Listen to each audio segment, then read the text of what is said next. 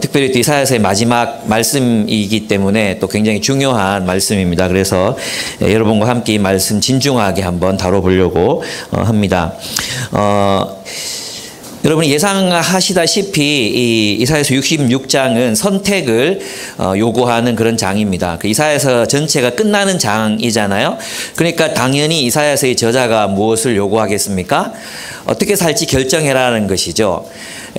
무늬만 그리스도인으로 살 거냐, 오늘날로 말하면 껍데기만 기독교인으로 살 거냐, 아니면 진짜 기독교인이 돼서 하나님의 나라를 구하며 살 거냐 선택하라고 이제 66장에서 이야기하고 있습니다. 이 말씀은 오늘 우리 시대에도 동일한 그런 도전이 될 거라고 저는 생각합니다. 많은 사람들이 자기 스스로를 그리스도인이라고 믿고 제의적인 예배에 참여하고 예배 순서를 엄격하게 지키고 그렇게 형식적 그리스도인으로 살아가지만 실제로 우상 숭배자들로 판명되는 경우가 많이 있습니다. 그래서 오늘 우리 이 말씀을 통해서 내가 어떤 선택을 하며 또 어디로 가야 될 것인가를 결정하는 또다시 한 번 더 결단하는 그런 시간이 되었으면 좋겠습니다. 오늘 본문을 보면 이제 그 첫 번째는 말씀을 주의하면서 이제 하겠습니다. 그 주님께서 이렇게 말씀하신다. 하늘은 나의 보좌요, 땅은 나의 발받침대다. 그러니 너희가 어떻게 내가 살 집을 짓겠으며 어느 곳에서다가 나를 쉬게 하겠느냐, 이렇게 말씀하고 계시잖아요. 이것은 무슨 말씀이죠? 이스라엘 백성들이 하나님을 위한 이제 그 성전을 건축하겠다고 나선 거죠. 하나님을 위해서 하나님이 쉴 집, 하나님이 쉴 성전을 또 거주하실 성전을 건축하겠다고 이스라엘 백성들이 나섰습니다. 그들은 하나님을 위해 성전을 건축하고 있었습니다. 그런데 그 성전을 건축하는 것 그 자체, 오늘날의 어떤 예배당 건축하고는 다른 의미죠. 오늘날의 예배당은 성전이 아닙니다. 그죠? 오늘날의 성전은 그리스도를 주인으로 모셔드린 공동체, 그 공동체를 성전이라고 하지 건물을 성전이라고 하지 않습니다. 그래서 이 본문 가지고 뭐 성전 건축 이렇게 얘기하면 안 되겠죠. 그런데 성경에서는 분명히 성전을 건축하라고 말씀하셨거든요. 학개서에 보면은 1장 4절에 성전이 이렇게 무너져 있는데 지금이 너희만 잘 꾸민 집에서 살고 있을 때란 말이냐, 이렇게 하나님께서 그들에게 질타하고 계십니다. 그러니까 성전 건축, 또 느헤미야서는 성벽과 성전이 무너진 것을 한탄하면서 그것을 세워야 한다고 분명히 말하고 있습니다. 그러니까 성전을 건축하는 것 그 자체는 나쁜 것이 아닙니다. 오히려 선하고 좋은 일이었습니다. 그러면 왜 지금 하나님께서는 성전을 건축하겠다는 이스라엘 백성들에게 진노하고 계시는 것일까요? 왜냐하면, 왜 하나님께서 이렇게 화가 나셨냐 하면, 그들은 하나님의 말씀을 따라, 그러니까 하나님의 말씀의 내용을 가지고 성전을 건축하는 게 아니라 이교도들의 가치, 이교도들이 가지고 있는 목적을 위해서 성전을 건축하려 하고 있었기 때문에 그것은 우상 숭배와 다를 바 없다는 것이었습니다. 그들은 이렇게, 이 본문에 보면은 그들이 이렇게 생각하고 있습니다. 성전 건축으로 하나님을 그곳에 모실 수 있다고 생각했던 것이죠. 그러나 창세기 1장에서부터 우리가 알 수 있는 것은 하나님께서는 이 땅에 어떤 성전 따위에 거하실 수 있는 분이 아니십니다. 그분은 참으로 온 우주 만물을 창조하신 우주보다 크신 분이시기 때문에 그분이 인간이 지어놓은 작고 누추한, 그것이 아무리 화려하게 지었다 하더라도 작고 누추할 수밖에 없는 그런 성전에 거하실 수 있는 분이 아니시거든요. 그렇죠? 그런데 그들은 왜 기어이 여호와 하나님을 위한 성전을 짓겠다고 고집을 부르느냐 하면 다른 신전들을 보았기 때문입니다. 다른 신전들은 어땠습니까? 그들의 신을 모시기 위해서 어마어마하게 화려하게 어마어마한 크기로 신전을 건축했습니다. 그리고 그것으로 그들의 신들의 크기와 위용을 자랑했던 것입니다. 마치 이교도들이 생각하는 것처럼 이제 이스라엘 백성들도 하나님을 위한 성전을 건축하겠다고 나선 것입니다. 그래서 이교도들은 그 신전을 크게 짓는 것이 바로 신을 기쁘게 하는 행위라고 믿었어요. 그러니까 이스라엘 백성들도 똑같은 동기로 지금 성전을 건축하겠다고 나선 것이죠. 하나님은 그들에게 말씀하십니다. 하늘은 나의 보좌요, 땅은 나의 발 받침대다. 그러니 너희가 어떻게 내가 살 집을 짓겠으며 어느 곳에다가 나를 쉬게 하겠느냐. 나의 손이 이 모든 것을 지었으며 이 모든 것이 나의 것이다. 이렇게 주님이 말씀하십니다. 그들은 성전을 짓겠다고, 하나님을 위한 성전을 짓겠다고 정말 좋은 동기로 그들은 성전을 건축하려고 하고 있습니다. 그러나 정작 하나님이 기뻐하시는 것이 그들의 신앙에는 빠져 있었습니다. 그것은 무엇이었습니까? 바로 겸손과 회개라는 것입니다. 2절에 보시면 뜬금없이 내가 천지를 창조했다. 그리고 나는 성전 따위에는 거할 수 없는 크고 위대한 존재다라고 말씀하시면서 하신 게 뭐예요? 나는 뜬금없이 회개하고 겸손한 사람 좋아한다는 거예요. 나는 겸손하고 회개하는 사람 좋아한다. 이렇게 말씀하고 계십니다. 이것은 무슨 말입니까? 하나님께서 원하시는 것은 바로 하나님의 말씀이 기준이 되어서 늘 자기 자신을 변화시키려 애쓰는 사람, 하나님을 향해, 하나님이라는 방향, 하나님이라는 목적을 향해 방향 짓고 그를 향해 끊임없이 달려가는 사람을 하나님은 기뻐하시지, 성전을 짓고 그 제의와 예배에 집중한다고 해서 내가 그를 사랑하지 않는다는 것입니다. 그러니까 지금 성전을 크고 화려하게 지어서 하나님 거하겠다는 좋은 동기로 일하는 사람들을 향해서 나는 너희의 건축 행위가 혐오스럽다. 정작 내가 원하는 것은 겸손하고 회개하는 마음이다 라고 가르치고 계시는 것이죠. 그렇습니다. 겸손은 무엇입니까? 겸손은, 저도 한때 이 겸손에 꽂힌 적이 있었습니다. 하나님이 겸손한 자 복 주신다 그래가지고 이 겸손을 자기 비하로 생각한 적이 많았습니다. 그래서 누가 나를 칭찬하면 아니요, 저는 벌레 같은 사람입니다. 다 하나님이 하셨습니다.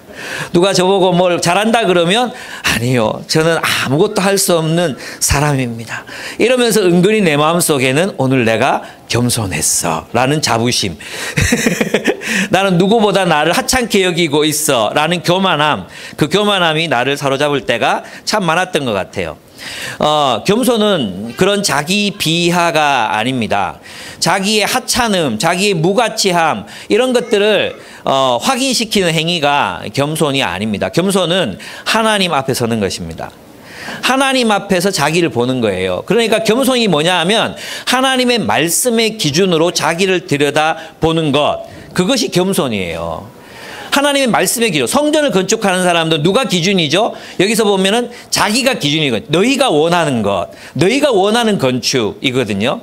그죠? 그러나 하나님 앞에서 겸손한 사람들은 내가 원하는 것, 나의 완전성에서 어떤 판단이 나오는 게 아니라 나를 바라볼 때 누구의 눈으로 나를 바라본다는 거예요? 하나님의 눈으로 나를 바라보는 거예요. 그러니까 피조물로서의 우리는 하나님 앞에서 언제나 부족할 수밖에 없어요. 언제나 부족할 수밖에 없는 피조물, 한계를 가진 인간, 그런 존재, 끊임없이 변화되어 가야만 하는 존재, 끊임없이 하나님을 향해 성숙하고 성장해야만 하는 존재, 바로 이게 뭡니까? 이게 인간의 품격이거든요. 인간의 품격, 인격, 그 인간성, 그 참된 어떤 그리스도를 닮은 그 모습은 어디에서 나오느냐 하면 그 겸손함, 하나님 앞에서 자기를 바라보는 그 겸손함에서 나오는 거거든요. 그래서 겸손한 인간은 하나님 앞에서 끊임없이 자기 자신의 부족함을 돌아보고 자기를 성찰합니다. 자기를 성찰하고 하나님을 향해, 하나님, 내가 여전히 사랑이 부족하고 내가 여전히 내 의가 부족하고 여전히 내 안에는 선한 것이 없나이다. 왜냐하면 하나님과 자기를 비교하니까 나의 의가 아무것도 아니잖아요. 나의 선함이 아무것도 아니고 나의 잘남이 아무것도 아니라는 것을 늘 의식하기 때문에 그는 하나님 앞에서 하나님을 의지할 수밖에 없는 존재가 될 수밖에 없는 거죠. 그런 사람에게서 풍겨 나오는 것이 바로 그리스도의 성품이라는 것입니다. 그리스도의 인격이라는 것입니다. 그래서 진정으로 하나님이 기뻐하시는 사람은 끊임없이 변화되어 가는 사람이라고 할 수 있습니다. 끊임없이 변화되고 성숙해 가는 사람. 그 사람이 바로 그리스도인, 참된 그리스도인이다 이렇게 얘기할 수 있습니다. 그게 겸손이에요. 그래서 겸손은 하나님과 자기를 비교하는 거예요. 내가 다른 사람들과 나를 비교, 하나는 당신보다 못합니다. 뭐 일을 시키려고 그래도 있잖아요. 저는 할 수 있는 게 아무것도 없습니다. 그게 아니에요. 하나님 앞에서 자신을 발견하는 것. 그럼 자랑할 게 없잖아요. 자기 의를 주장할 게 없잖아요. 그죠? 그래서 주님 앞에 계속해서 주님을 향해 나아가는 삶. 항상 그래서 늙어 죽을 때까지 우리는 변화되고 또 변화되어가는 그런 사람이 되어야 하는 거죠. 예. 그렇습니다. 그럼 회개는 무엇입니까? 많은 사람이 이렇게 생각합니다. 이 회개를 죄책감이라고 생각해요. 많은 사람들이 회개한다 이렇게 생각하면 회개해라 이렇게 말을 하면 자신의 죄악을 깊이 느끼고 자신을 학대하고 자기 막 죄책감에 사로잡히는 것을 회개라고 생각해요. 그렇게 죄책감을 많이 느껴도요, 변화되지 않으면 회개가 아니에요. 왜냐하면 회개라는 것은 메타노이아, 그런 변화를 의미하기 때문이에요. 겸손이 변화에 대한 욕망, 하나님을 향한 욕망을 의미한다면 회개란 구체적인 실행을 의미하는 것입니다. 그것은 회개란 하나님 내가 변하겠습니다. 당신을 향해서 한 걸음이라도 나아가겠습니다. 조금이라도 당신을 향해 나아가겠습니다. 주님 도와주십시오. 이게 회개예요. 그래서 여러분 설교를 들을 때나 PBS를 할 때 부담감이 막 느껴지시잖아요. 그러면 부담감이 느껴지시면 어떻게 해야 되겠어요? 부담감을 주는 말씀을 버려야 됩니까? 이 부담감 주는 말씀. 요즘 부담감이라는 말 자체가 악한 말처럼 되어버렸어요. 그죠? 근데 그렇지 않거든요. 말씀을 거부해야 합니까? 목사님의 설교가 부담감을 줬어요. 그러면 목사님이 잘못한 겁니까? 예. 예수님께서도 나를 따라오려도 자기 십자가를 지고 따라오려고 굉장히 부담스러운 말씀을 하셨어요. 십자가 지라는 게 보통 말씀입니까? 나 위에 너희도 죽을 수도 있어야 된다는 말씀 아닙니까? 나 때문에 너희는 혁명군이라고 오해받고 십자가에서 처형당할 수도 있다. 너희는 이 세상에 반대하는 질서, 십자가의 질서를 가지고 살아야 한다는 말씀 아닙니까? 그게 어떻게 부담이 없을 수 있겠습니까? 부담감이 느껴지시는 그 부분에서 우리는 순종해야 합니다. 피할 게 아닙니다. 부담이 느껴진다고 도망갈 게 아니라 주님, 그럼 제가 어떻게 해야 되겠습니까? 제가 지금 저의 여건 속에서 저의 상황 속에서 할 수 있는 일이 뭡니까? 주님 제 사정을 아시지 않습니까? 하나님의 은혜와 자비를 믿으십니까? 여러분의 상황을 아시는 것을 믿으십니까? 그러면 그 상황 속에서 최선을 다해 하나님을 향해 나아가시면 됩니다. 하나님이 원하시는 삶을 살아가면 됩니다. 하나님이 그것을 기뻐하시는 거예요. 회개와 겸손. 겸손과 회개를 기뻐하시는 거예요. 하나님 내 사정을 모르고 그렇게 말씀하십니까? 저 못합니다. 이게 아니에요. 하나님이 피할 길을 내신다고 말씀하셨고 또 분명히 능히 감당치 못할 시험이 없다고 주님이 말씀하셨잖아요. 우리 그 말씀을 믿으십니까? 그러면 한 걸음 나아가면 됩니다. 한 걸음. 우리 오신의 자매가 저기 앉아있는데 얘기를 해도 될라? 신의 자매 얘기해도 되겠어요? 하지 말까? 신의 자매가 공황장애를 많이 앓았잖아요. 많이 앓고 지금도 완전히 극복된 게 아니에요. 쉽지 않거든요. 공황장애를 앓고 있는 대부분의 사람들이 직장을 두거나 삶을 이제 굉장히 폐인처럼 그렇게 살아가는 경우가 대부분이에요. 공황장애가 굉장히 힘든 병이고 극복하기 굉장히 어려운 그런 병이거든요. 근데 신의 자매가 정말 힘들게 이제 의사가 시키는 대로 오늘은 100m만 나가보세요. 그럼 100m를 갔다 오고, 오늘은 마트 갔다 오세요. 마트를 갔다 오고, 오늘은 중앙로역까지 한번 가보세요. 그럼 거기까지 갔다 오고, 그렇게 할 수 있는 한 걸음 디뎌서 지금 교회에서 예배드리고 사람들과 함께 있는 것만으로도 숨이 턱턱 막히고 죽을 것 같은 그런 상황 속에서도 최선을 다해서 한 걸음 나왔단 말이에요. 그리고 휘경이와 생쥐, 시골쥐 책을 써서 베스트셀러 작가가 됐단 말이에요. 나는 우리 신의 자매가 우리 교회에 이렇게 딱 앉아서 예배 드리는 것만으로도 내 마음이 얼마나 자부심에 가득 차는지 몰라요. 여러분 아마 제 감정을 잘 모르실 거예요. 그거예요, 그거. 그걸 회개라고 하는 거예요. 신의 자매가 나쁜 짓을 회개, 이런 뜻이 아니에요. 그죠? 한 걸음 한 걸음 자기가 할 수 있는 최선을 다해 갈 때 우리는 결국은 하나님이 원하시는 삶을 살아내게 된다는 것입니다. 많은 사람들이 하나님의 은혜가 주어지지 않고는 전혀 꼼짝도 하지 않으려는 사람들이 있습니다. 하나님 우리를 기계로 만드시지 않으셨습니다. 하나님의 은혜는 우리가 행해야 하는 것, 우리가 순종해야 할 것을 대신해 주는 것이 아닙니다. 하나님의 은혜는 우리가 발을 디뎌 요단 강물을 밟을 때 그 물이 갈라지게 하시는 분이십니다. 그게 하나님의 은혜입니다. 그렇습니다. 그래서 죄책감을 많이 느끼면서 변화되지 않는 것은 회개가 아니에요. 기도 시간에 많은 눈물을 흘리고 자기 죄를 슬퍼하고 그렇게 한다고 해서 그게 회개가 아니에요. 회개는 메타노이아, 변화를 위한 시도입니다. 여러분이 변화를 위해 시도할 때 하나님이 함께 하십니다. 방향을 바꾸는 변화입니다. 방향을 바꾸고 다른 길을 걷기 시작하는 것, 그것이 바로 회개입니다. 하나님은 변화를 요구하십니다. 하나님은 정의와 공의를 구하는 삶을 살라고 말씀하십니다. 그죠? 오늘 본문에 보면 이렇게 말합니다. 이 모든 것이 나의 것이다. 겸손한 사람, 회개하는 사람, 나를 경외하고 복종하는 사람, 바로 이런 사람을 내가 좋아한다. 그리고 3절 후반절에 보면 이러한 제사장들은 나의 뜻을 묻지 않고 제 뜻대로 한 자들이다. 이렇게 그들이 어떤 사람인가를 말합니다. 여러분 하나님이 원하시는 것, 하나님의 말씀, 하나님의 뜻, 그것이 무엇이었습니까? 이사야서를 통해서 계속 반복되어 왔던 하나님의 뜻, 하나님 말씀에 드러난 하나님의 뜻이 무엇이었죠? 그건 정의와 공의의 삶이었습니다. 정의와 공의의 삶. 그러니까 정의와 공의의 삶을 살지 않고 성전을 건축하겠다고, 거기 하나님 모시고 하나님 예배하고 하나님께 기도드려서 자신들이 원하는 욕망을 채우겠다고 하는 그들을 향해서 하나님께서 누구라고 부르십니까? 너희가 바로 우상숭배자야 라고 부르신다는 거예요. 하나님이 그들에게 요구하시는 삶, 정의와 공의의 삶을, 정의와 공의를 위한 변화의 삶을 살지 않은 채로 성전을 건축하고 있는 그들을 향해서 하나님은 그들의 순수한 동기를 보시고 그들을 거룩하다 말하지 않으시고 너희는 우상숭배자라고 말씀하고 계시다는 것입니다. 여러분 하나님은 그들에게, 저는 있잖아요, 이 성경을 보면 이 성경이 거의 1500년 동안 창세기부터 기록이 됐잖아요. 그죠? 구약 성경만 하더라도. 근데 저는 정말 징하다는 느낌이 들어요. 어떻게 1500년 동안 똑같은 이야기를 이스라엘 백성들한테 그렇게 집요하게 할 수 있을까?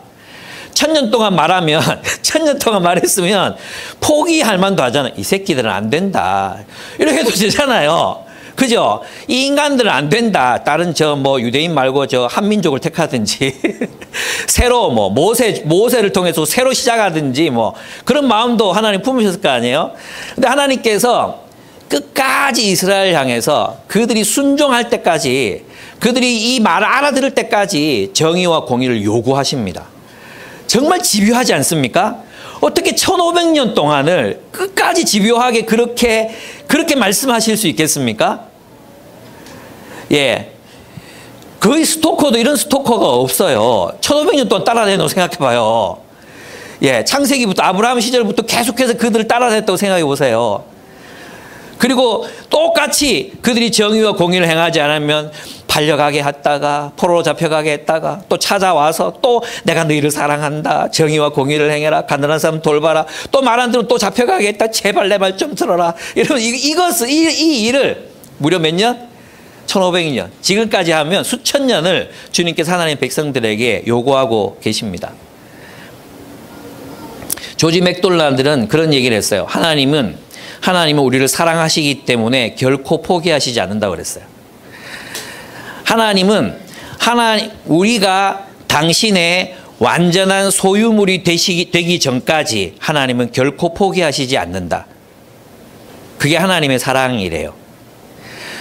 우리를 너무나 사랑하시기 때문에 이 집요한, 이제 그만 됐다, 얘들은 요 정도까지만 하자, 이렇게 하실 수 없는 거예요.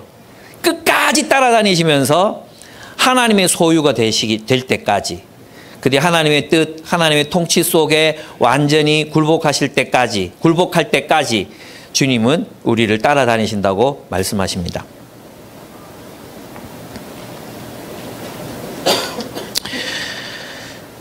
사람들은 변화를 요구하지 않는 종교를 원합니다. 사람들은 인격의 변화나 삶의 변화를 요구하지 않는 그런 종교를 원합니다. 그래서 인간이 만든 종교는 변화를 요구하지 않습니다. 뭘 요구하는지 아십니까? 성전 건축과 제의를 요구합니다.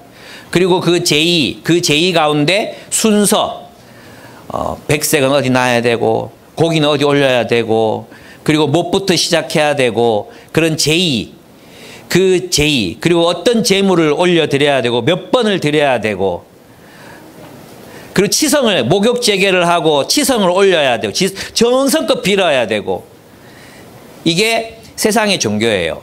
그러나 세상의 종교는요, 사람 인격의 변화, 삶의 변화, 정의와 공의를 요구하지 않습니다.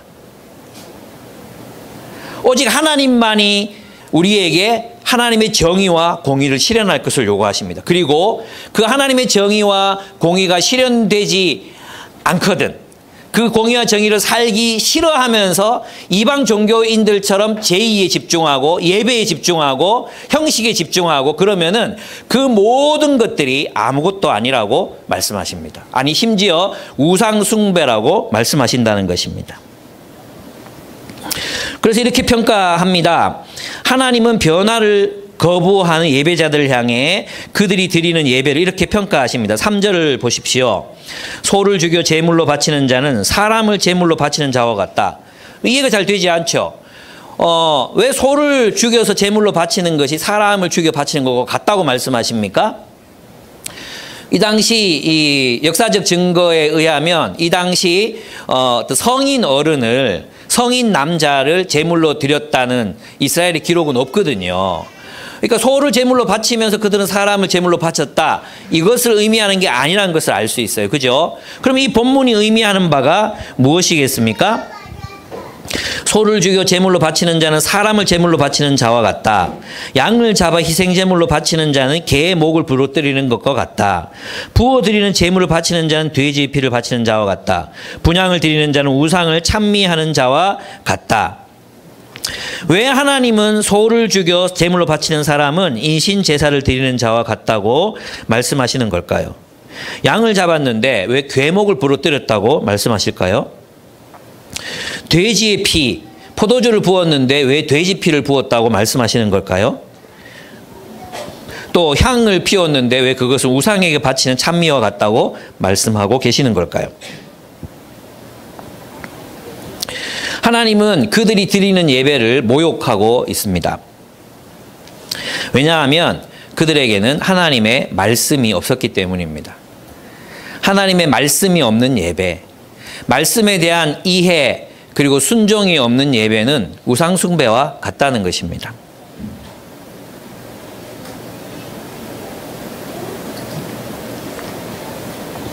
그들은 하나님의 뜻을 묻지도 않았습니다. 3절에 보면 이러한 제사장들은 나의 뜻을 묻지도 않고 제 뜻대로 한 자들이다. 오히려 가증한 우상 숭배를 즐겼다. 가증한 우상들을 진정으로 좋아하였다.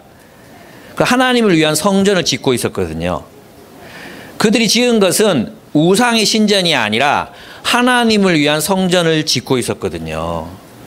그런데 그들에게 뭐라고 말씀하십니까? 너희는 진짜 진정한 우상 숭배자다, 이렇게 이야기하고 있습니다. 왜냐하면 그들은 하나님의 정의와 공의에 대한 요구를 묵살했기 때문이었습니다. 하나님의 정의와 공의에 대한 요구, 그것을 묵살했기 때문입니다. 4절 후반절을 보면 내가 그렇게 불렀으나 그들이 응답하지 않았으며, 주님이 그들을 왜 불렀습니까? 정의를 행하라, 공의를 실현하라, 가난한 자들을 돌보라, 약자들을 사랑해라, 너희 공동체 안에 있는 고아와 과부를 돌보아라. 그렇게 불렀지만 그들은 들은 척도 하지 않았습니다.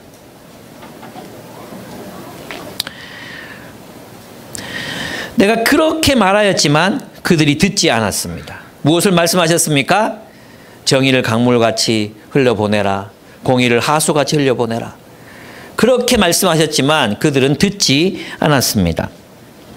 그리고 오히려 내가 보는 데서 악한 일을 하며, 이사야서에서 악한 일은 무엇입니까? 이기적인 욕망을 위해 사는 것입니다.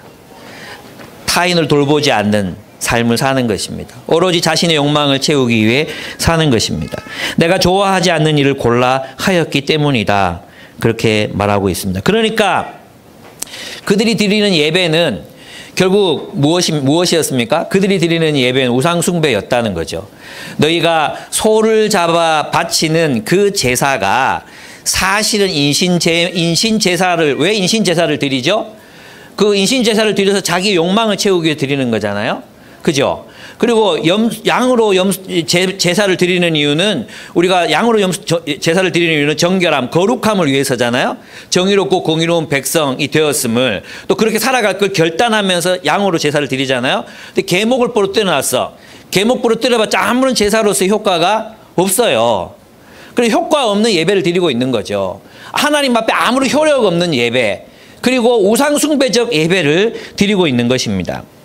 또 부어드리는 제물, 포도주를 바치는 거예요. 이것은 헌신을 말하는 거거든요. 부어드리는 예배, 자신의 헌신을 말해요. 근데 그 헌신이 누구에 대한 헌신이라는 거예요? 예, 그것은 돼지 피를 바치는 것과 같다. 돼지 피를 하나님의 성전에, 하나님의 그 제단 위에 붓는다는 것을 무엇을 말합니까? 모독이라는 거예요. 하나님에 대한 모독이라는 거예요. 그러니까 그들의 삶은 하나님에 대한 모독이었고, 하나님의 백성으로서의 정의와 공의를 살지 못하는, 아니 살려고도 하지 않는 그들의 삶은 하나님을 모욕하는 행위였다는 것입니다. 그러니까 그것은 뭐죠? 우상숭배라는 것입니다. 오늘 이 시간에도 아마 수많은 교회들에서 우상숭배적 예배가 드려지고 있을지 모릅니다. 아니, 지금 이 말씀을 듣고 있는 우리 가운데에서도, 우리도 어쩌면, 나 자신도 어쩌면 우상숭배적 예배를 드리고 있을지도 모릅니다. 어떠할 때요? 하나님의 말씀에 대한 순종이 없을 때, 하나님의 말씀에 대한 순종하려는 마음, 애씀, 태도, 겸손과 회개, 그 마음이 우리에게 없을 때 우리는 우상숭배적 예배를 드리고 있는지도 몰라요. 많은 목회자들이 예배에 목숨을 걸어야 된다고 말해요. 많은 목회자들이, 많은 찬양 인도자들이 예배에 목숨을 걸어야 된다고 말해요. 어떤 예배인지가 중요하죠. 어떤 예배인가? 그 예배가 무엇으로 인도하는가?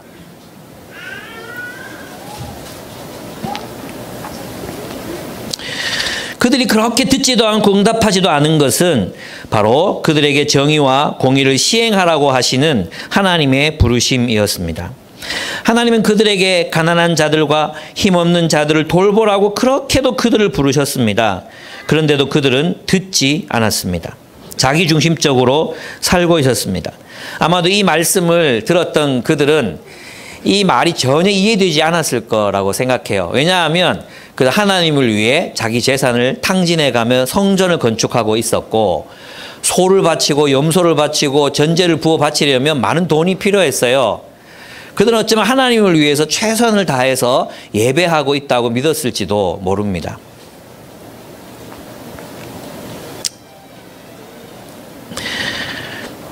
야고보서 1장 27절에 보면 하나님 아버지 앞에서 정결하고 더러움이 없는 경건은 곧 고아와 과부를 그 환난 중에 돌보고 또 자기를 지켜 새 속에 물들지 아니하는 그것이니라, 이렇게 말씀하셨습니다.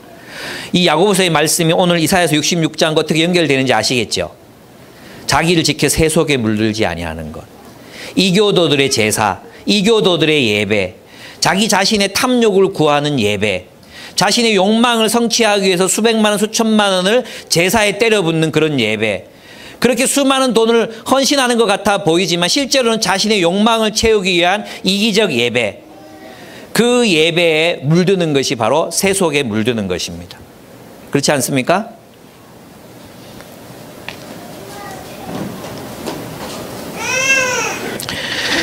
하나님 아버지 앞에서 정결하고 더러움이 없는 경건은, 이 경건이라고 번역된 이 단어는 원래 그 릴리전이라고 영어에 보면 번역이 돼 있어요. 릴리전, 종교라고 번역이 돼 있잖아요. 근데 이 말은, 이 단어는 헬라어 트레스케이아스라는 단어를 번역한 거예요. 이건 종교라고도 번역할 수 있고 또 어떻게 번역할 수 있냐면 종교적 제의 혹은 예배라고도 번역할 수 있어요. 그러니까 하나님 앞에서 정결하고 더러움이 없는 예배는 곧 뭐라는 것입니까? 고아와 과부를 그 환난 중에 돌보는 것. 그것이 바로 하나님이 기뻐하시는 예배, 제의, 제사다. 이렇게 야고보는 규정하고 있습니다. 목사님, 그 야고보가 말했으니까 그렇겠죠. 로마서 12장 1절을 보면, 1절, 2절을 보면 바울은 또 어떻게 얘기하고 있습니까? 너희는 너희 몸을 하나님이 기뻐하시고 거룩한 산 제물로 드리라. 이것이 너희들이 마땅한 예배, 하나님께 드릴 마땅한 예배. 내 정확하게 지금 기억을 못하겠어요. 마땅한 예배다. 몸을 드리는 것, 너희 몸을 거룩한 산제물로 드리는 것은 찬양 시간에 손을 들고 이렇게 손을 들고 이게 아니에요. 우리의 몸을 산제물로 드린다는 것 어떤 걸 의미합니까? 우리의 몸으로 고아와 과부를 그 환난 중에 돌보는 삶을 사는 것. 그것이 예배라는 거예요. 이것이 되었을 때 우리는 참된 예배를 드릴 수 있습니다. 함께 모여 예배 드릴 수 있습니다. 이것이 되었을 때 우리는 함께 공동체로 모여 예배 드릴 수 있어요. 그때 우리 예배는 참된 예배가 되는 것이죠. 진짜 우리가 예배에 목숨 걸어야 합니다. 우리가 목숨 걸어야 하는 예배는 삶의 예배입니다. 그 삶의 예배, 우리가 진짜 목숨 걸고 드려야 하는 예배는 환난 가운데 있는 고아와 과부를 돌보는 삶을 사는 것입니다.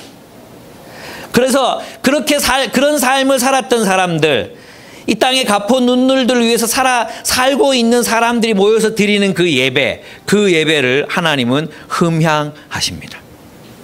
그 공동체를 하나님은 기뻐하십니다. 우리는 그렇게 공동체로 산 제물이 되어 주님을 섬기는 것입니다. 그렇습니다. 말씀이 없는 신앙생활, 말씀이 없는 예배, 정의와 공의의 삶 없는 경건 생활은 하나님의 진노를 받습니다. 하나님 말씀이 없는, 찬양은 좋아하는데 말씀 싫어하는 사람들이 있잖아요. 그런 사람들 많이 봤거든요. 하나님 앞에 위로를 받기를 원하죠. 하나님 우리와 함께 하신다고 오늘도 얼마나 많은 위로가 됩니까? 여러분 오늘 본문을 가만히 읽어보시면 위로는 하나님의 종들에게 주어지는 것이고 우상 숭배적 예배를 드렸던 사람들에게는 하나님의 징계와 심판이 있을 뿐입니다.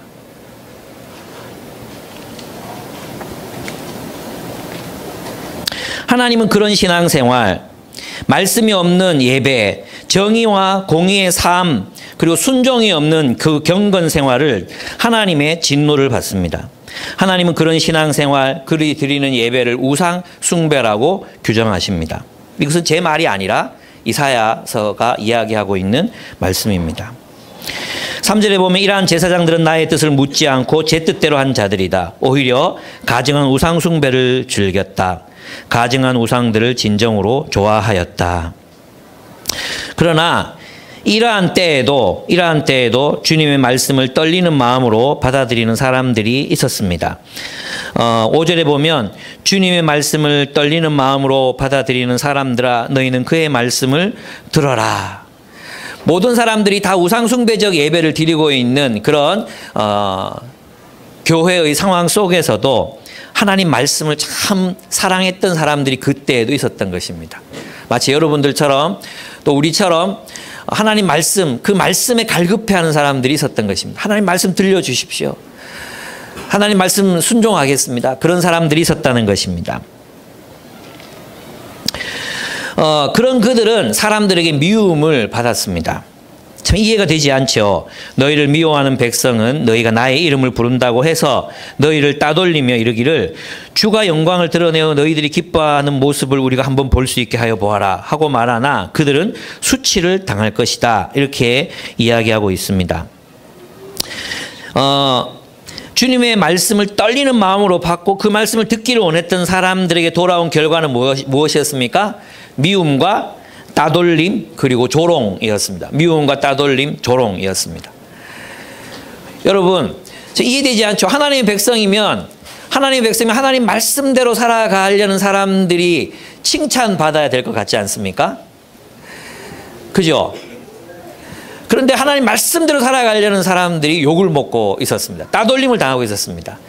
이런 숲이 있을지 모르겠습니다. 열심히 PBS 해오고 막 주석 여러 번 참여해서 막 열심히 막 해오면 에이 니 왜 그러는데 그러지 마라 이러는 분위기. 만약에 우리에 그런 게 있다면 이제 여기 속하는 거예요. 조롱을 당하고. 여러분 우리 교회는 그래도 PBS 해야 되는 분위기, 성경을 연구하고 말씀 묵상하고 뭐 큐티든 뭐든 다 좋습니다. 꼭 PBS만이 아니라도 말씀을 사랑하는 그런 사람들이 모였잖아요. 그게 좋습니다. 그죠? 근데 일반적으로 교회에 가서 하나님 말씀대로 살고 순종하고 하나님 나라 이야기하고 그러면 무슨 욕을 먹습니까? 예, 욕 먹죠. 무슨 욕이 아니라 욕을 먹습니다. 니 혼자 잘난 척 하지 마라. 그렇게 티내지 마라. 뭐, 니만 교회 다니나, 니만 그리스도인이가, 너 장로 아들이다. 우리 아버지 장로다. 내가 뭐 기독교 모르는 줄 아나. 이런 식으로 말해요. 이제 앞으로 우리 모태신앙들이 잘하잖아요. 저는 그런 게 우려가 되는 거예요. 어릴 때부터 하나님 말씀 사랑하고 말씀 사랑하는 아이들이 교회 오빠로서 존경받고 이래야 되는데 막 열심히 PBS하고 말씀 사랑하고 막 살려고 하는 사람들에게 야, 니 극하지 마라. 니 목사들 티내라. 이러면 이제 못하는 거죠. 그런 분위기 아시겠습니까? 제가 한번 우리 우리 작년부랑 같이 물놀이 갔었잖아요. 거기 모심 애들이 한 10대 명이 와서 막 물놀이 하고 있더라고요. 교회에서 왔어요, 교회에서. 교회 친구들이에요. 그래, 한 애가 막 이렇게 처음에는 자기들끼리 막, 형제님, 자매님 공받아요. 뭐, 김형제, 박형제 그러면서 막 하더라고요. 이것도 분명히 교회에서 왔구나. 이러는데 한 명이 이제 그렇게 살려고 애를 쓰는 것 같아. 근데 그 한 명을 해서 누군가가 10원짜리 욕을 했어요. 야, 형제님, 이러면서 공을 던졌어요. 그랬더니 아이들이 막 서로 웃고 막 이렇게 얘도 이제 겸연쩍은 듯이 웃었지만 저는 그의 마음을 알겠더라고요. 이런 문화에서는 또 저도 경험했거든요. 저희 이제 서부교회에서 성경 공부하자. 교회는 성경을 공부해야 된다. 저도 이제 아비프에서 회심하고 나서 이제 막 뜨거웠거든요. 막 성경을 공부하고 막 뭐 사람들 모으고 그러니까 장로님들이 저에게 뭐라 그랬냐 하면 그만해라. 무슨 통일교도 아니고 무슨 성경을 그렇게 열심히 공부하자고. 불경 공부하나? 우리 교회에서 성경 공부해야지 불경 공부합니까? 그래 이단이라고 통일교에서 돈 받고 들어와서 활동한다고 막 이렇게 얘기하고 그랬어요. 제 동기들 너무 극하지 마라. 너무 극하지 마라. 이런 얘기 들었어요. 집사님들이 저한테 맑은 물에 물고기가 안 산다. 그런 얘기 들었어요. 어떻게 생각하십니까? 저만 듣는 얘기 아닐 것 같아요, 아마 여러분도 한 번씩 다 경험해 보신 것 같아요. 근데 저는 우리 교회에서 만약에 이런 분위기거든요. 오늘 좀 놀지, 에이, 숲지기니 너무하다. 뭐 이런 분위기를 몰아가는 사람들이 있다면 우상숭배자로 규정할 거예요. 우상숭배. 하나님 말씀이 우리에게 있어야 합니다. 말씀 없는 예배, 말씀이 뭐라고 말할지 모르면서 하나님 앞에 감동하고 하나님께 위로받고 이거 다 가짜입니다.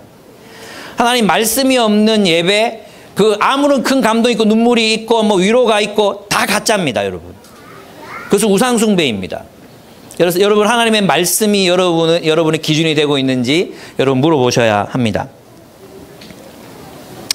그렇습니다. 말씀이 없으면요 타락하게 되어 있습니다. 말씀이 없는 예배, 말씀이 없는 신앙생활, 말씀에 비추어 자신을 돌아보지 않는 신앙, 겸손과 회개가 없는, 그래서 직면이 없는, 이 말씀 앞에 자기를 직면함이 없어. 그건 타락해요. 교회 떠나요.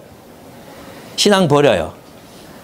말씀 앞에 끊임없는 자기 직면, 그 직면이 있는 사람들은 하나님의 종으로 살아남아요. 그러나 그 말씀에 대한 직면이 없잖아요. 그럼 다 하나님 떠나게 돼 있어. 지금 한국 교회가 그래요. 말씀에 대한 직면이 없어요.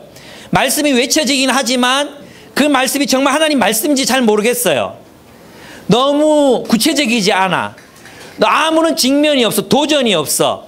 여러분 회개가 일어나려면 뭐가 있어야 되겠습니까? 그 말씀이 부담이 돼야 돼. 부담이 느껴져야 돼. 그럼 앞으로 어떻게 살지? 이 말씀대로 살면 어떻게 살아야 되는 거지? 고민해야 돼. 고민하지 않은 채 여러분 넘어가고 있다면 우리는 하나님의 말씀을 회피하고 있는 중인지도 몰라요. 너무나 많은 교회들이 하나님의 말씀 없는 예언, 하나님의 말씀 없는 찬양, 하나님의 말씀 없는 기도, 이런 기도들로 타락해 가고 있습니다. 우리는 그것을 우리 눈으로, 그래서 우리 한국교회가 무너지는 것을 우리 눈으로 보고 있습니다. 말씀 연구해야 합니다. 말씀 사랑해야 합니다. 이 말씀 없이는요, 우리는 우상숭배자가 될 수밖에 없습니다. 이것이 기독교의 특징입니다. 직면과 변화가 없는 신앙생활, 그것은 우상숭배입니다. 직면이 있어야 돼요. 하나님 말씀 앞에 직면, confrontation, 직면, 그게 있어야 되는 거예요. 그러니까 우리는 선택해야 합니다. 오늘 이 본문에서 우리는 하나님의 말씀을 따를 것인가, 자신의 욕망을 따를 것인가, 이걸 다른 말로 하면 이렇게 표현할 수 있습니다. 깨어짐을 선택할 것인가, 자기 보존을 선택할 것인가 하는 거예요. 깨어짐이냐, 자기 보존이냐. 깨어짐이냐, 자기 보존이냐. 내 생각이 말씀에 비추어서 틀렸어. 그럼 내 생각을 바꿔야지 말씀을 바꾸려고 하면 안 돼요. 내 삶이 말씀에 비추어 볼 때 틀렸어. 아니야. 그럼 내 삶을 바꿔야지 말씀을 바꾸려고 하시면 안 돼요. 우리의 기준은 하나님의 말씀이 있잖아요. 그죠? 설교도 똑같아요. 설교자로서 저의 본분은 본문을 해설하는 거예요. 이 본문을 여러분의 삶의 현장과 연결해서 그 삶의 현장 속에 이 하나님의 말씀을 어떻게 직면하며 회개하고 겸손한 자로서 살아가게 할 것인가, 그것이 저의 본분이에요. 감동을 주는 것도 아니고요, 뭐 인생에 도움이 되는 말을 해주는 것도 아니고요, 명언을 말하는 것도 아니에요. 또 누구처럼 뭐 예배 시간 전에 유머러스하게 웃기고 시작하는 그런 아주 스무스한 예배를 드리는 것도 저의 본분이 아니에요. 저의 본분은 이 본문을, 이 본문에 드러나 있는 하나님의 뜻을 여러분의 삶과 구체적으로 연결하는 것, 그것이 저의 본분이에요. 그래서 여러분, 그 말씀이 하나님의 말씀이라면 부담이 되든 안 되든, 감동이 되든 안 되든, 졸았든 안 졸았든 그 말씀대로 살기를 분투하는 것입니다. 그 말씀대로 살기를 애쓰는 것입니다. 그리고 순종하는 삶을 살아가기 위해서 애쓰는 것, 그것이 우리의 본분이에요. 말씀을 바꾸려고 하지 마세요. 하나님 말씀을 변개시키려고 하지 마세요. 예. 그 말씀 앞에 서서 내가 철저히 무능한 자임을 깨닫고 하나님의 성령 앞에 무릎 꿇고, 하나님 제 힘으로 도저히 안 되는 거 아시죠? 도와주세요. 내가 이 말씀 따라 살 수 있도록 인도해 주세요. 순종하겠습니다. 한 걸음 한 걸음 나가겠습니다. 많이 실패할 것 같습니다. 많이 돌아설 것 같습니다. 그러나 하나님, 저 포기하지 않고 가겠습니다. 끝까지 가겠습니다. 그러니까 저를 꼭 붙들어 주세요. 그것이 우리의 기도가 돼야 합니다. 두 번째로, 우리 하나님의 나라를 구할 것인가, 이기적인 욕망을 위해 살 것인가를 선택해야 합니다. 이 당시에도 하나님의 나라에 소망이 없다고 조롱하는 자들이 있었습니다. 먼저 보면 이제 이 66장은요, 문단을 나누기가 굉장히 어려워요. 여러분 이제 PBS 하셨죠? 문단 나누기 굉장히 어려워요. 위에다 붙여도 되고 밑에다 붙여도 돼요. 근데 희한한 건 윗문단에 붙이면 내용이 달라지고 아랫문단에다가 붙이면 또 내용이 달라져요. 그래서 이것을 문단을 명확하게 나누기보다도 전체 본문을, 66장은 전체 본문을 이제 이해하는 것이 중요하다고 생각해요. 근데 이 본문의 뉘앙스를 보면 어떠냐 하면, 이 당시에 하나님 나라를 꿈꾸는 사람들을 조롱하는 사람들이 있었어요. 그게 뭐냐 하면 이제 5절에 나와 있는 내용이죠. 너희를 미워하는 백성은 너희가 나의 이름을 부른다고 해서 너희를 따돌리며 너희 이르기를 주가 영광을 드러내어 너희들이 기뻐하는 모습을 우리가 한번 볼 수 있게 하여 보아라. 그러니까 이런 일이 일어나지 않는다는 거잖아요.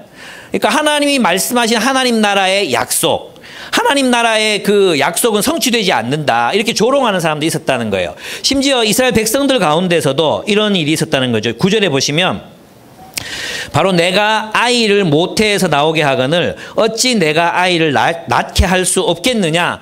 이것은 어떤 질문에 대한 대답이죠. 이제 예루살렘은 끝났다는 거예요. 후손은 없다. 이스라엘 백성들에게 또 고대인들에게 후손이 없다는 건 뭐예요? 이스라엘 후손들을 통해서 하나님 나라가 세워져야 되잖아요. 이스라엘 후손들을 통해 메시아가 와야 되잖아요. 그리고 그 메시아를 통해서 하나님의 나라가 이루어져야 되는데 예루살렘에 후손이 없다는 것은 그 하나님이 너희들한테 약속하신 거 그 하나님 나라 메시아를 통해서 이루시겠다고 약속하신 하나님 나라 꿈 깨라 그런 일은 없다. 그러니까 하나님 나라를 소망하지 않는 하나님의 백성들이 막 생겨나기 시작한 거죠. 우리 하나님의 백성들이 어떻게 하나님 나라를 소망하지 않을 수 있습니까? 소망해야 되는데 근데 이게 실제예요. 우리도 사실 하나님 나라에 소망을 두지 않아요. 세상에 소망을 두지. 진짜 우리가 원하는 것, 진짜 우리가 가지면 행복해야 하겠다고 생각하는 것, 정말로 우리가 간절히 갈망하는 것, 세상에 있다고 믿지 하나님 나라 안에 우리가 진짜 갈망하는 그 모든 것들이 있다고 우리는 믿지 않습니다. 이건 강조법입니다. 여러분 모두가 그렇다는 단정이 아니에요. 우리 중에 많은 사람들은 하나님 나라 안에 정말로 하나님이 약속하신 여기 본문에 보십시오. 풍요로움, 위로, 그죠? 이 열방이 가지고 있었던 부귀와 영화, 샬롬, 평강, 풍성한 삶, 이 모든 것들이 예루살렘에 너희로 하여금 예루살렘에 젖을 빨게 하겠다. 어머니의 품처럼 위로를 받게 하겠다. 너희가 예루살렘에 있을 때 그 풍요로움, 이방의 풍요로움이 시냇물처럼 예루살렘으로 흘러들어오게 하겠다. 하나님이 약속하셨잖아요. 그러니까 하나님 나라 안에 우리가 원하는 그 모든 풍요로움과 번영과 평화와 아름다움과 풍성한 삶이 있는데 이스라엘은 자꾸 세상에 있다고 믿는 거죠. 그리스도인들조차도 자꾸 세상에 그들이 원하는 진짜가 있다고 믿기 때문에 하나님 나라 공동체, 교회, 이 교회를 세우기 위해서 애쓰지 않는 것입니다.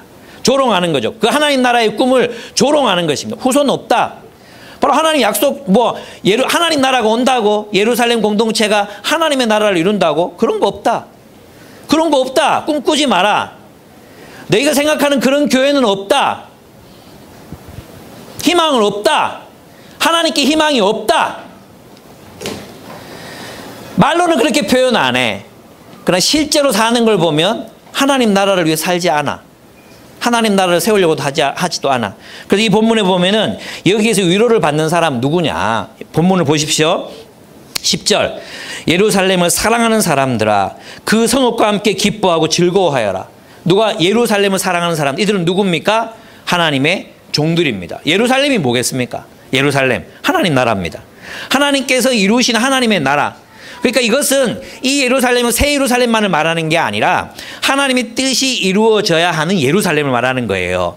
포로 귀환, 그리고 하나님의 통치, 하나님의 통치가 실현되어야 할 그 당대의 공동체, 그리고 앞으로 메시아를 통해서 이루어질 미래의 공동체, 그리고 하나님께서 완전하게 이루신 새 하늘과 새 땅이 완전해졌을 때의 그 종말론적 공동체, 그 공동체를 사랑하는 사람, 그 역사 속에 펼쳐져가는 하나님 나라의 역사를 사랑하고 그것 때문에 가슴 아파하고 교회가 무너질 때 힘들어하고 필리핀의 교회들이 그렇게 못 먹고 못 입고 가난에 쩔어 있는 그들의 모습을 보면 가슴 아파하고 유럽의 교회들이 무너지는 걸 보면 그것이 마치 내 일인 것처럼 기도하고 아프리카의 그리스도인들이 납치를 당하고 방화를 당하고 죽임을 당할 때 그것이 내 일인 것처럼 슬퍼하고 하나님의 나라의 역사, 중국의 선교사들이 쫓겨날 때 선교사들 아니보다도 저 복음을 듣지 못한 중국인들 어떻게 됩니까? 하나님, 그 하나님 나라의 역사, 그 역사를 사랑하는 사람들, 그리고 그것 때문에 마음이 슬프고 아픈 사람들,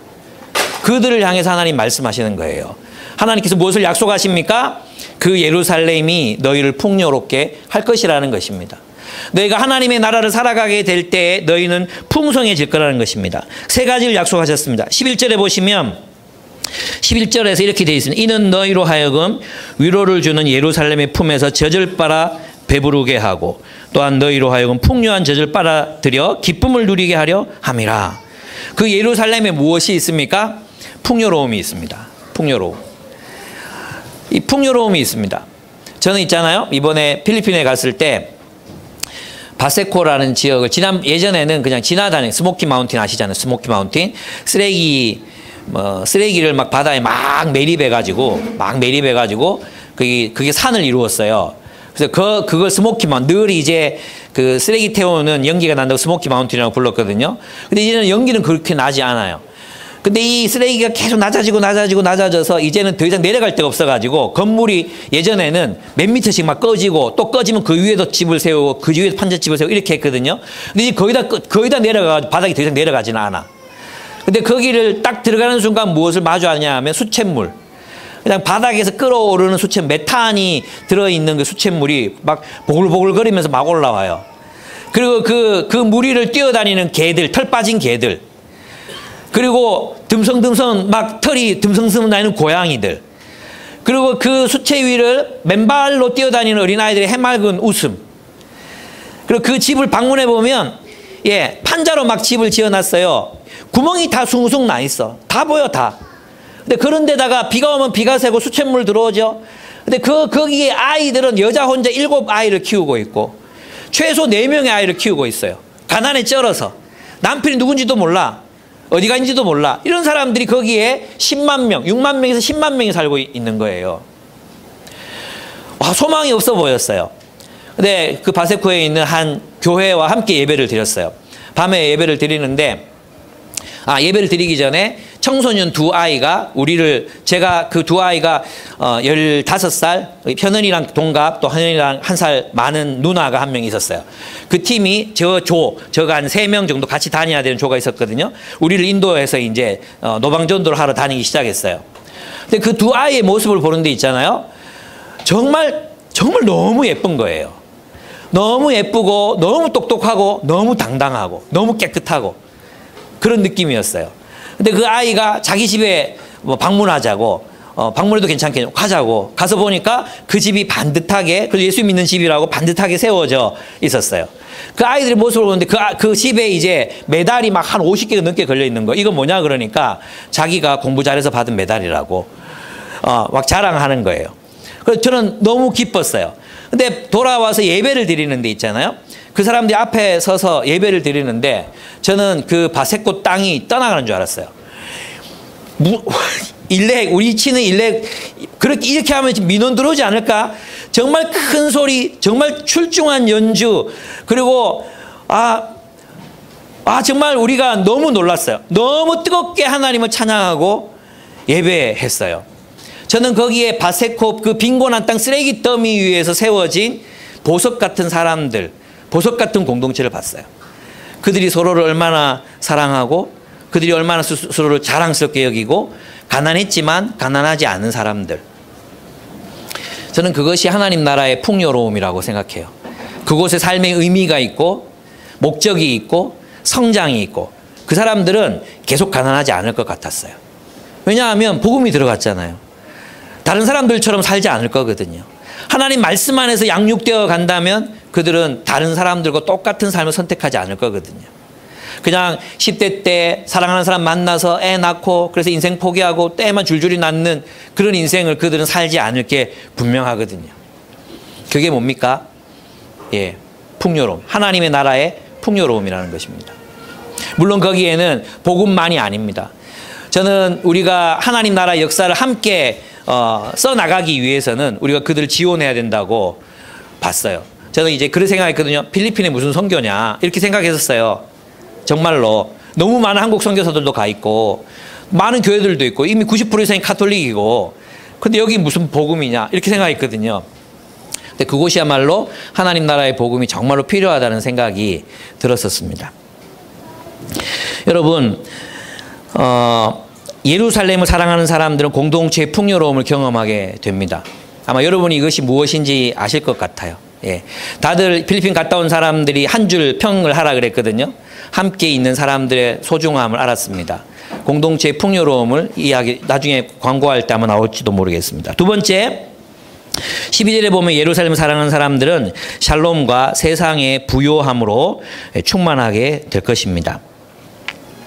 12절을 보시겠습니다. 12절을 보시면 주님께서 이렇게 말씀하신다. 내가 예루살렘의 평화가 강물처럼 넘치게 하며, 이 평화는 샬롬을 말합니다. 하나님과의 평화, 이웃과의 관계의 평화, 우리와 피조물과의 평화입니다. 이 샬롬을 가져다 주는 게 뭐죠? 복음입니다. 그 복음은 하나님이 통치하신다는 기쁜 소식입니다. 그래서 있잖아요. 복음은 단지 이게 아니에요. 복음은 단지 예수 믿으면 구원받습니다가 아니에요. 저는 있잖아요. 그 바세코의 그 가난한 지역에 들어가서 예수 믿으면 구원받습니다. 천국 갑니다. 이 이야기가 얼마나 공허한 이야기로 들리는지를 봤어요. 그게 얼마나 공허한 이야기인가. 여러분, 하나님 나라의 복음은 하나님이 통치하신다는 기쁜 소식입니다. 하나님이 메시아를 통해 그리스도를 통해서 우리를 다스리십니다. 그러니까 하나님 나라의 복음은 무엇이 포함됩니까? 그곳에는 공동체의 삶, 공동체의 사랑, 그리고 하나님 나라의 질서, 그 통치 질서가 현실로 드러난 질서, 현실로 드러나서 살아가는 삶, 그 모든 행위, 역사, 일, 의미, 관계, 풍요로움, 재정을 나눔, 그리고 그 역사가 진행되는 그 모든 과정들이 복음이라는 것입니다. 복음. 무슨 뜻인지 아시겠습니까? 복음은 샬롬을 창조합니다. 복음은 샬롬의 세계를 세상으로 가지고 옵니다. 복음은 샬롬의 풍요로움, 샬롬의 그 풍성함을 세상 질서 속에서 세우는 것이 바로 복음입니다. 그것을 보여주는 것, 그 하나님 나라의 역사가 진행되어 가는 것, 그것을 우리는 복음이라고 부릅니다. 단순히 예수 믿고 구원받습니다가 복음이 아닙니다. 하나님의 나라가 임했습니다. 하나님의 나라가 이 땅으로 도래했습니다. 그리고 그 하나님의 통치하신 그 하나님의 나라가 지금도 진행되고 있습니다. 그 안에서 우리는 하나님의 샬롬을 경험할 수 있습니다. 그것은 사회적 실체이고 공동체적 실체이고 우리가 삶으로 살아내야 되는 역사이기도 합니다. 아멘? 그렇습니다. 그래서 샬롬, 그 복음이 있는 곳에는 샬롬이 이루어지는 것입니다. 13절에는 이제 하나님의 위로가 그들 가운데 풍성할 것이라고 말씀하십니다. 13절에 보시면 어머니가 그 자식을 위로하듯이 내가 너희를 위로할 것이니 너희가 예루살렘에서 위로를 받을 것이다. 여러분, 이 본문을 66장을 가만히 여러분이 나눠서 생각해 보면 앞부분에서 우상 숭배적 예배를 드렸던 사람들에게는 무엇이 임합니까? 하나님의 심판이 임해요. 하나님의 심판. 그죠? 그런데 뒷부분에서 위로를 받는 사람들은 누구입니까? 위로를 받는 사람들은 바로 하나님의 종들입니다. 그들이 하나님의 나라를 위해서 살고 욕 먹어가면서 수염 뽑혀가면서 또 침뱉음 당하면서 자신들의 그 백성, 하나님 백성, 하나님 말씀으로 가르치고 그 공동체의 정의와 공의를 세우기 위해서 살았던 사람들, 그들에게 하나님의 위로가 임한다는 거예요. 여러분, 우리는 있잖아요. 하나님 나라의 백성이 아니면서도 하나님의 위로를 받으려고 그래요. 여러분, 우리가 하나님 뜻대로 살지 못하면 하나님께서 우리를 위로하시지 않습니다. 하나님의 뜻대로 살지 않는 사람들에게 하나님의 위로가 임하는 게 아닙니다. 우상 숭배자들에게는 하나님이 돌이키시라고 하나님은 겸손과 회개를 요구하십니다. 여러분, 하나님은 하나님께로 돌아오지 않은 사람들을 위로하시지 않습니다. 근데 우리는 자꾸만 착각해요. 교회만 다니면 하나님이 우리를 위로하실 거라고 생각한다는 거죠. 14절을 보십시오. 너희가 이것을 보고 마음이 기쁠 것이며 너희의 뼈들이 무성한 풀처럼 튼튼할 것이다. 그리고 주님의 권능이 누구에게 알려집니까? 종들에게 알려지며, 이렇게 되어 있어요. 그러나 하나님의 말씀을 따르지 않았던 우상 숭배자들에게는 17절 보시죠. 17절. 16절부터 보겠습니다. 주님께서 불로 온 세상을 심판하시며 주님의 칼로 모든 사람을 심판하실 것이니 주님께 죽음을 당할 자가 많을 것이다. 스스로를 거룩하게 구별하며 몸을 깨끗하게 하고, 여기까지 보면 와, 대단하다 생각이 들잖아요. 근데 이사야가 이런 반전을 정말 잘 구사하거든요. 뒷부분에 가보면은 이교 제사를 바치는 동산으로 들어가서 우상을 가운데 놓고 둘러서서 돼지고기와 부정한 짐승과 쥐고기를 먹는 자들은 모두 다 망할 것이다. 주님의 말씀이다. 그러니까 우상 숭배적 삶, 자신의 탐욕을 채우는 삶을 살면서 하나님께 위로를 받으려고 생각하지 마십시오. 하나님은 돌이키라고 여러분에게 권면하십니다. 우리에게 권면하십니다. 여러분만 아닌 저도. 하나님 나 인생 살아가기 너무 힘드니까 위로해 주세요. 물론 하나님 우리를 사랑하십니다. 근데 그 사랑은 우리를 있는 그대로 내버려 두는 사랑이 아닙니다. 아까도 조지 맥도날드의 말씀으로 이렇게 말씀드렸지만 하나님께서는 우리를 완전히 소유하실 때까지 결코 멈추시지 않으십니다.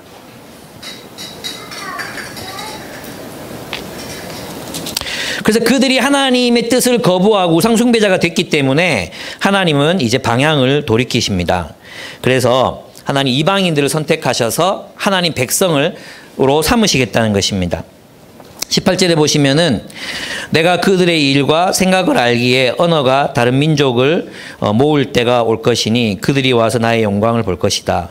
그리고 내가 그들 가운데 징표를 두어서 살아남은 자들을 스페인, 뿔, 활을 잘 쏘는 룻, 두발, 야완 가족 민족들과 나의 명성을 들은 적도 없고 나의 영광을 본 적도 없는 먼 사람들에게 보낼 것이며 그들이 나의 영광을 모든 민족에게 알릴 것이다. 이렇게 되어 있어요. 그러니까 메시아가 오시고 난 뒤에 모든 민족과 열방들 가운데 하나님의 백성들이 생겨나는 거죠.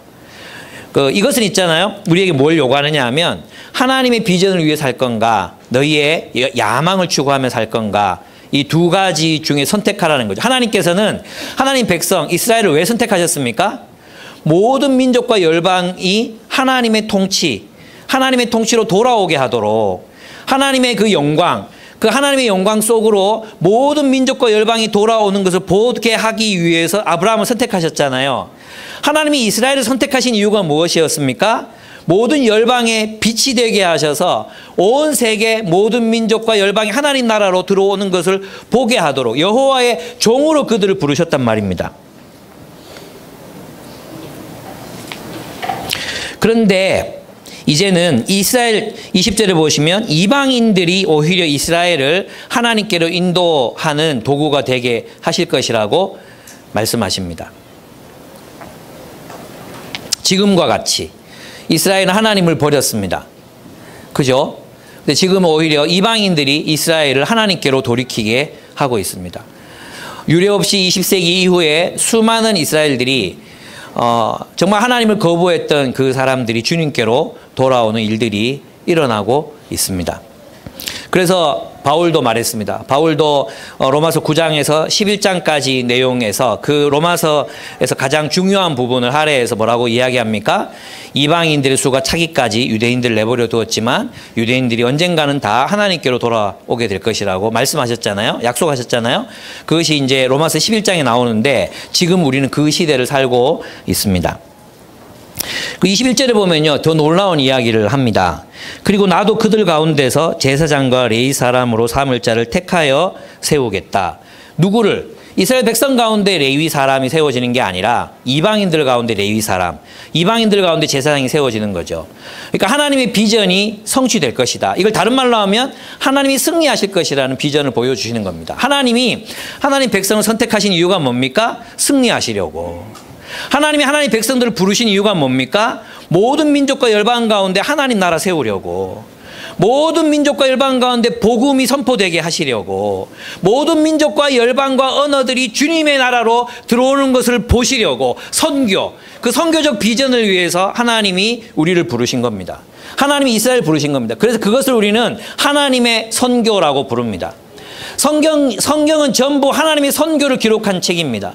하나님이 모든 민족과 열방을 되찾으시기 위해 하나님의 통치권을 회복하시기 위해서 하나님의 백성들과 함께 어떤 일을 하셨는가, 어떻게 하나님께서 하나님의 백성들을 통해 일하셨는가를 보여주는 책이 바로 성경입니다. 우리는 그것을 하나님의 선교라고 부릅니다. 하나님의 백성들은 하나님의 선교를 위하여 부름받은 백성입니다. 그러니까 우리의 비전은 하나님의 비전이 되어야 한다는 거죠. 세상 속에서 우리가 잘 먹고 잘 사는 것, 우리의 야망을 이루는 것, 우리의 꿈을 이루는 것이 하나님의 백성들의 비전과 꿈이 아니에요. 하나님 백성의 비전은 바로 하나님의 비전입니다. 그것은 온 세상을 회복하는 것입니다. 하나님의 통치 속으로 모든 민족과 열방과 통치들을 이끄는 것입니다. 그것이 우리의 비전입니다. 하나님은 지금 이렇게 말씀하고 계신 거예요. 너희가 내 꿈에 동의할 수 없어서 세상 사람들처럼 너희 몸을 거룩하게 하고 정결하게 하고 우상을 숭배하느냐, 너희의 탐욕을 위해서 살아가느냐, 너희의 욕망을 위해서 살아갔느냐, 그들을 하나님께서는 버리십니다. 그래서 사도 바울도 똑같은 얘기를 했어요. 그죠? 저희가 복음을 거부했을 때 나는 이방인들에게로 간다. 그래서 이방인들을 가서 이방인 선교가 시작된 것입니다. 이것이 우리가 가져야 되는 비전입니다. 여러분, 우리 그리스도인들의 꿈은 하나님의 선교에 있어야 합니다. 하나님의 통치 속으로 들어오지 않은 수많은 영역, 우리가 그 모든 일을 다 할 수는 없습니다. 그러나 우리의 가정, 내 직장, 또 내가 살아가고 있는 삶의 범위들, 또 우리가 함께 동력하고 있는 선교, 해외 선교, 또 여러 가지 사역들, 또 여러 가지 일들로 우리는 이 세상을 하나님의 나라로 회복해 갈 수 있습니다. 그것이 하나님의 선교입니다. 하나님 나라의 백성은 하나님의 비전을 위해서 살아갑니다.